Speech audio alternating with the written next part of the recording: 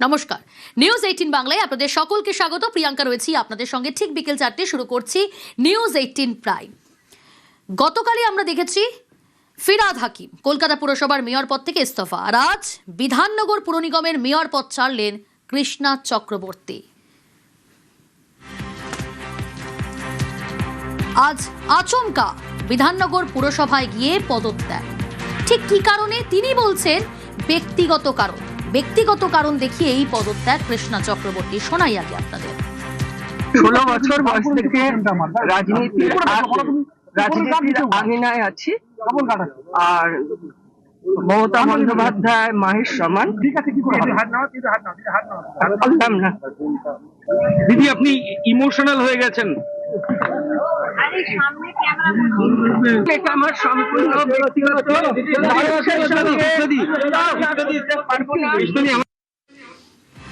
অনুপ রয়েছে আমার সঙ্গে। অনুপ, তোমার সঙ্গে কথা হচ্ছিল দীর্ঘক্ষণ।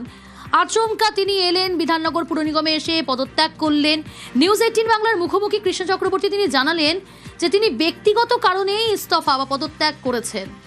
কিন্তু কোথাও শুধু কি ব্যক্তিগত কারণ, তার এই কান্নার পিছনেই লুকিয়ে রয়েছে কিছু ইঙ্গিত। কি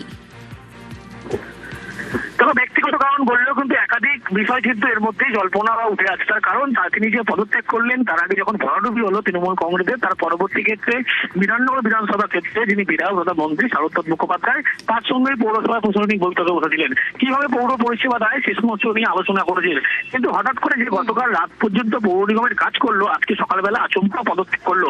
এখানেই কিন্তু জল্পনা তিনি বাড়াচ্ছেন। একদিকে যেমন দলের মধ্যে দলীয় কন্দল রয়েছে, দুটি ভাগে ভাগ হয়েছে তৃণমূল কংগ্রেস। অন্যদিকে তিনি দাবি করছেন যে তিনি এখানে এই পরিস্থিতিতে বর্তমানে তিনি বিধায়ক হিসাবে যিনি আছেন সেখানে কাজ করতে পারছেন না।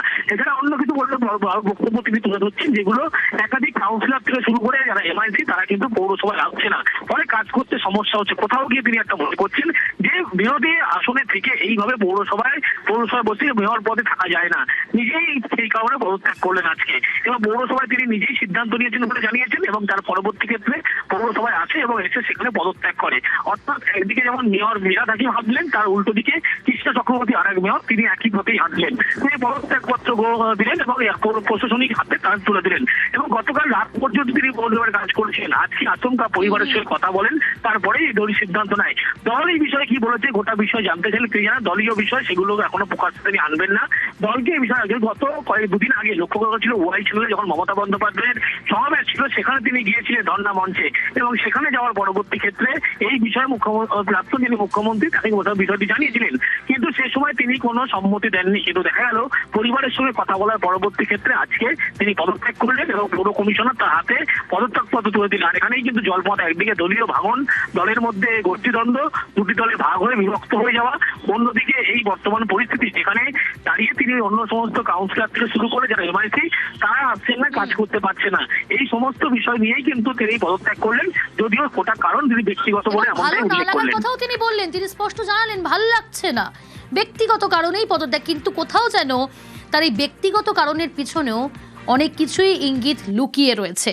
এবং একথা বলা যায়, রাজ্যে এখন সম্পূর্ণ নতুন রাজনৈতিক পরিস্থিতি। বিজেপি সরকার ক্ষমতায়, একের পর এক তৃণমূলের কাউন্সিলর তারা গ্রেফতার, এবং আমরা দেখছি বিভিন্ন পুরো বোর্ডগুলো, পুরো সভাগুলো সেখানে কিন্তু তাসের ঘরের মতো ভেঙে পড়ছে পুরো বোর্ড। সেই পরিস্থিতিতে কোথাও গিয়ে কৃষ্ণা চক্রবর্তী দিশেহারা হয়ে পড়ছিলেন। রাজনীতি কোনো গল্প, কোনো পালা বদল না, এটা আমি অনেক আগেই করেছি। কোনো ব্যক্তিগত কোনো আলোচনা বা কিছু নেই। আমি আমার নিজস্ব সিদ্ধান্ত। কেন চাপ দেবো? আমি চাপ পাওয়ার মেয়ে ফাং হয়ে গেছে, এখানে বসে থাকার কোনো মানে হয় না। তাছাড়া আমার ভাল লাগছে না এইভাবে। আমি কাজের লোক, আমি কাজ খুঁজি, সেটাই আমার সম্পূর্ণ ব্যক্তিগত কারণ। আমি মেয়র থেকে নিজেকে সরিয়ে রাখতে চাই। আমি কারোরটা দায়িত্ব নিয়ে, আমার উপরে নেই ভুবনের ভার। রাজনীতির থেকে তো বাইরে রাজনীতির লোকেরা থাকতে পারে না। যা যা নিয়ম সেটাই করেছি, নিয়ম মেনে আমি কাজ করেছি। এখন আমি কাউন্সিলর হিসেবে কাজ করব। মমতা বন্দ্যোপাধ্যায়ের সাথে কোনো কথা হলো? আমি এটা বলতে পারি সবার সঙ্গে আমার কথা হয়েছে, কাজ করতে পারছিলাম তাই বলবো। কাউন্সিলর আসছে না, কেউ একটা বোর্ড মিটিং হচ্ছে না, একটা এমআইসি হচ্ছে না, সেই সমস্ত কারণে মানুষের পরিষেবা যেখানে দেওয়ার আমার দায়িত্ব সেটা আমি ঠিক মতন দিতে পারি। আমার ব্যক্তিগত এটা, আমার কারোর সঙ্গে আলোচনা করার তো কোনো বিষয়বস্তু নেই। আমার যেখানে যা করার আমি সব করেছি। আমার বক্তব্য যে আমি কি করবো, আমি কি ঢাক বাজাবো না আমার পাবলিসিটির জন্য আমি লোককে বলবো দাঁড়াও আমি পদত্যাগ করছি, সম্পূর্ণ আমার ব্যক্তিগত কারণে। এবং আমি কাউন্সিলর হিসেবে মানুষের আরও বেশি যতদিন আছি কাজ করতে পারবো। একটা সরকার আসছে এবং সমস্ত মানুষের মধ্যেই একটা অন্যরকম ভাব, অতএব আমার মনে হচ্ছে যে আমি এই জায়গাটাতে এখন আর কমফর্ট ফিল করছি না। একান্ত ব্যক্তিগত কারণেই পদত্যাগ করেছেন জানিয়েছেন নিউজ 18 বাংলার মুখোমুখি হয়ে কৃষ্ণা চক্রবর্তী। কৃষ্ণা চক্রবর্তীকে যখন তার সম্পত্তি নিয়ে প্রশ্ন করা হয়, তিনি সে বিষয়ে কি জানেন নিউজ 18 বাংলার মুখোমুখি হয়ে আমাদের প্রতিনিধিকে শুনুন আপনারা। হঠাৎ এই পরিকল্পনা কেন? আমার নিজের ব্যক্তিগত ব্যাপারকে আপনি সবাইকে বলবেন? পাবলিসিটির জন্য আমি কোনো কাজ করি না, আমি কাজে বিশ্বাস করি। দলের মধ্যে কি কোনো এই গোন্দল তৈরি হয়েছে, দুটি ভাগ হলো, এই কারণে কি কোথাও জল্পনা? আবার কে ভাগ হলো আর কে যোগ হলো এটা দেখার দায়িত্ব আমার নয়। পাওয়ার আমার কাছে অনেক দেখেছি এবং পাওয়ার যেদিন ছিল না সেদিনও লড়াই করে ক্ষমতায় আমরা এসেছি। পৌরসভায় শারদা মুখোপাধ্যায় বৈঠকে ছিলেন, আপনিও ছিলেন, তাহলে হঠাৎ আপনি বৈঠক ছিলেন? বৈঠকের সঙ্গে আমার কি সম্পর্ক আছে? উনি এসছেন, উনি বিধায়ক হয়েছেন, ওনার শুভেচ্ছা জানিয়েছি।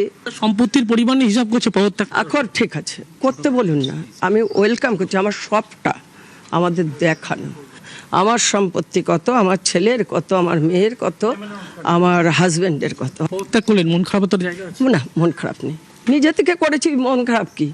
আবার কি ভোটে লড়বেন? সেটা আগামী দিন বলবো। আমি ব্যক্তিগত কৃষ্ণা চক্রবর্তী, আমার কাউকে নিয়ে ভাবা নেই, আমি আমার নিজেকে নিয়ে ভাবি। আমি কি করব আগামী দিন আপনাদের জানিয়ে দেবো। ক্যামেরায় মনোজ কুমারের সঙ্গে অনুপ চক্রবর্তী, নিউজ 18 বাংলা, কলকাতা।